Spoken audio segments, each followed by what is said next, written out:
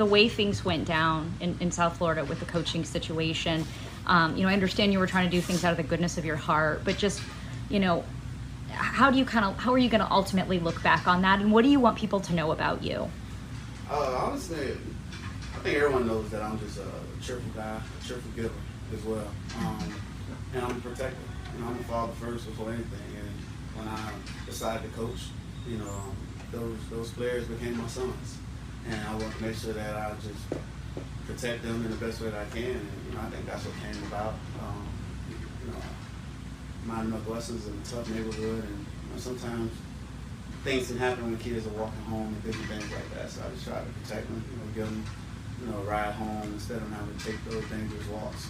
But I just want people to continue to see me for the person that I've been. From the time I arrived in the NFL, from the time that I arrived at University of Louisville, just a humble guy who has a big heart and a cheerful giver. How hard was that for you to go through that? It was difficult. Because I have so many relationships with those young men down there in South Florida, at Mount Northwestern, and the bonds that I've established with, Leon Strada, Calvin Russell, Nicholas Lanier, Nicholas St. Joseph. Just the list goes on, and it's a great group of kids, man. And they see so much hope when they look at me, and I always said it's food for my soul. It's the way that I feed my soul, and it allows me to stay young being around those kids.